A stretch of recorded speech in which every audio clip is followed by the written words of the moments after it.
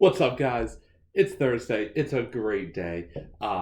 It's just a great week in general, and we'll get into that. But first off, welcome back to Top Chair Sports. I'm Victor. I'm with you for some NFL Thursdays and a few main points going on because we don't have too many games left. Obviously, 3 games left in the year, not counting the Pro Bowl because who would count the Pro Bowl? It's gotten worse and worse each year as they try and match the NHL. But anyways, we're here. So we're going to go over the conference championship matchups, a few different player moves, if you want to call it that, both good and bad, and then some of the coaching situations that we've seen change. So, conference championship games, we have the 49ers versus the Packers in San Francisco. I've been doubting on the Packers a lot almost all year. And I'm going to do it one more time. I don't think they can get it done. I think San Francisco wins this game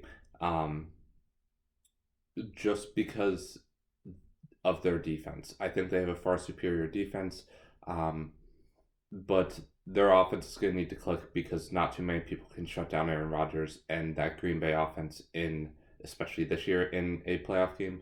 So we'll see how that pans out. I am going to take San Francisco. I'm going to give them that home field advantage. Also, because I don't know the last time there wasn't a 1 seed, or at least somebody with a first round bye in the championship. Or in the Super Bowl, I should say, not the championship. Speaking of first round bye, the Chiefs host the Titans because, of course, the Titans had another upset over the Ravens last week. I just can't fathom this. The Texans absolutely blew their lead over the Chiefs. I'm sure you all know by now. If not, just go watch the highlights. It's hilarious. They were up 24-0 in the first quarter and got outscored 51-7, I believe, from that point on. Sounds like Bill O'Brien's just a pretty crappy coach. I guess that's what you get when you take somebody who abandoned his team at Penn State. Anyways, probably is going to abandon the team again soon. As in they're going to fire him. But, yeah, awful move.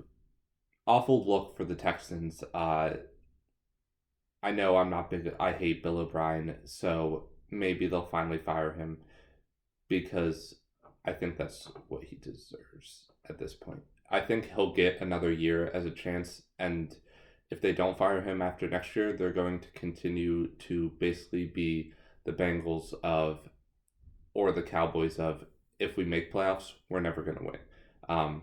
We're not going to get those wins, never get out of the second round. So, yeah. That's how I see things. Just my opinion. So yeah, I have Chiefs 49ers in the Super Bowl. That's also the matchup I want to see in a way. I'm okay with the Titans. I don't want to see the Packers there. But yeah, I still think the Chiefs can bring it home. We'll see. Let's see if the Titans upset them this week. In further news, the reason why it is such a great week is because the one and only Larry Legend, Larry Fitzgerald, has announced that he's coming back for another year with the Arizona Cardinals. 16 years there now, I believe. He leads them in almost every category for receiving ever. I was so thrilled when I saw this yesterday. It's just a great day.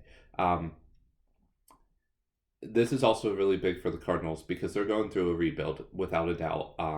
Of course, they thought they were going to go through it with Josh Rosen, and then they moved on and they had Kyler Murray. And Kyler, despite their record not being great or him not being talked about, did put up historic numbers in a way for a rookie. So yeah, I think they have a bright spot there in their future a lot, and their whole offense is pretty young aside from Larry. So I think he can really be that veteran presence for another year, get them going, and we'll see what happens. So that's the good. The bad, or just the disappointing, is Luke Kuechly announced his retirement yesterday also. So we got one guy coming back and one guy leaving, and not, if you had to tell me that those two were going to be talked about, I would, that was a different order. So Luke Kuechly retires at the age of 28 or 29. I believe he played in 8 total seasons.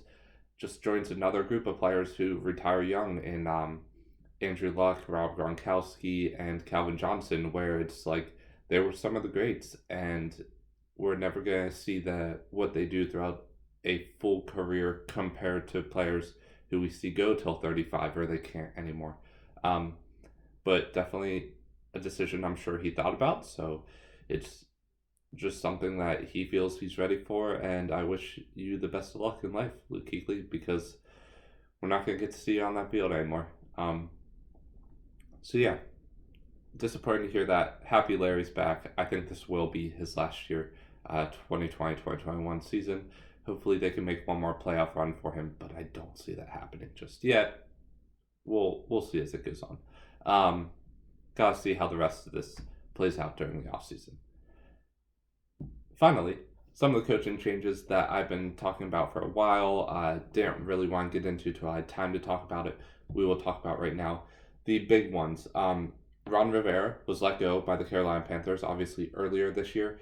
He was just added or signed by the Washington Redskins. I think that is an amazing deal for the Redskins because they need a coach. That's been their biggest problem. Their last coach said straight out, I'm not going to play Dwayne Haskins. Well, when you draft Dwayne Haskins and your other QBs go down or they're playing awful, why wouldn't you play him? That's just a type of stupidity and ignorance that you can't afford when you're one of the worst teams. So to get a guy like Ron Rivera to replace him, who I think is an absolutely amazing coach, I had my doubts on him throughout the years, but as a whole, I do think he is a really good coach. Yeah, that's going to be good for them, and especially in a division where it's pretty much up for grabs almost any single year. I think they can make a run next year. At the division title, I don't think they get it. I don't think they make playoffs. I just don't think their team is quite there. But we'll get into that at a later date. The other coaching change I want to talk about is the Cowboys finally moved on from Jason Garrett. They got Mike McCarthy to replace him. I think that's good for them. I wasn't sure it was time for Mike McCarthy to be let go in Green Bay, but Matt LaFleur seems to be doing a great job there. So good for Green Bay, and I think this is finally where Dallas makes it out of the second round. I think he will turn them into the team that they are on paper, into that form in real life. So we'll see how it all plays out. Great move for Dallas. I don't know why it took them so long. And then, of course, there's still issues with bad teams such as the Giants and Cleveland. And I won't even get into that mess.